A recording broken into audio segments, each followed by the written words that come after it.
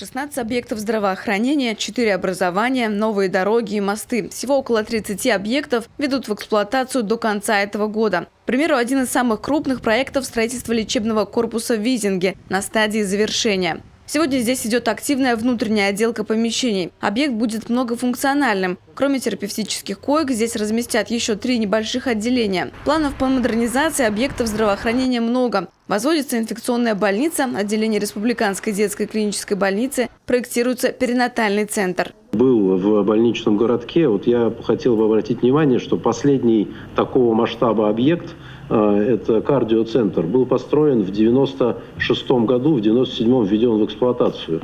То есть почти 30 лет в республике не строилось ни одного объекта такого масштаба, как мы сейчас строим на уровне республиканских больниц. Глава Республики Коми обратил внимание руководителей министерств и ведомств на то, что необходимо качественно проводить все этапы, включая подбор земельных участков под застройку и подготовку проектно-сметной документации. К слову, ее низкое качество зачастую становится причиной несвоевременной сдачи объектов. Владимир Уйба поручил создать региональный проектный институт. Он будет работать на базе Коми-граждан-проекта.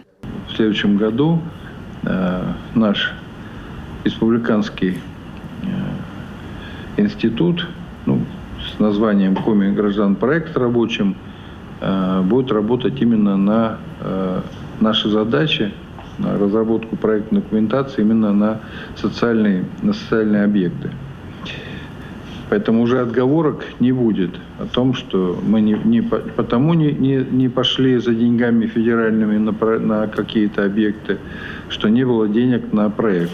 Значит, проектом мы вас будем помогать, авансировать, но тем не менее нужно будет все равно потом восполнять это, потому что содержание института – это достаточно дорогая история. На стратегическом совете вновь подняли вопрос реконструкции санатория Серегова. Напомним, на Петербургском международном экономическом форуме Владимир Уйба подписал с Транспроект Групп соглашение о намерениях по реализации инвестиционных проектов в Республике Коми. Компания имеет огромный опыт реализации концессионных проектов на территории Российской Федерации и ряда стран СНГ с общим объемом более 3 триллионов рублей, из которых есть часть собственных денег, часть заемных, но проектов реализовано очень много. В рамках государственно-частного партнерства Транспроект Групп планирует строительство стрелкового патриотического кластера и реконструкцию Центра единоборств в Сосногорске.